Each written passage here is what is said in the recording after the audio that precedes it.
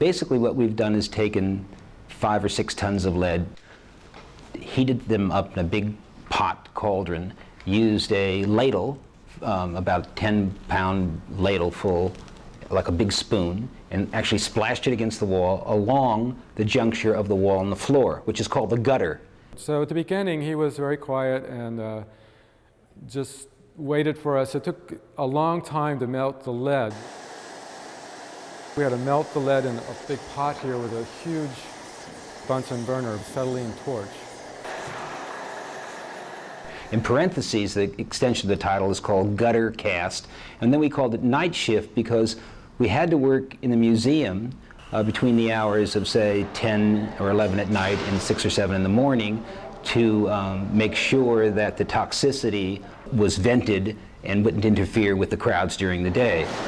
And then he would come in and he actually threw all the lead. Nobody helped him throw any of the lead. And he threw all the lead in a corner like that back piece. You just, you come in and you don't know people and you start splashing hot lead against the wall. Invariably think, what is this guy up to? And am I really going to have to sit here chopping lead all night? After we pulled off the first cast, which weighs about 1,000 pounds, and we were using crowbars to uplift it and pull it back, once I think they saw the first mold made, then they got into the notion that, oh, this is going to be something that's really possible to do, and it's interesting to do, and we can actually physically make something. So about that time, like at 5 a.m. in the morning, Richard decides that 3,000 pounds of lead is not enough. We need 15,000 total pounds. So I had the crew that I got on Saturday were able to get 13,000 more pounds of lead, which is not at your corner hardware store. So I don't know where they got it, but that was their problem.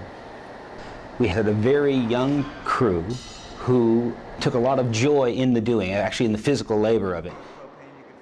I think some people think Richard Serra's aloof, but actually I think he's just determined, or has determination about what he wants to do, and some people feel that he's not friendly, but that's not really the case, because towards the end of the project it was different.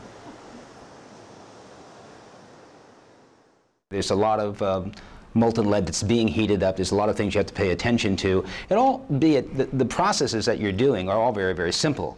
But in order to make the thing read well, you have to stay with it, and the people who are doing it have to be convinced that the effort's worthwhile. And here I think it got a little infectious. After a point, the whole crew got into it. It was great for me because it got me into it.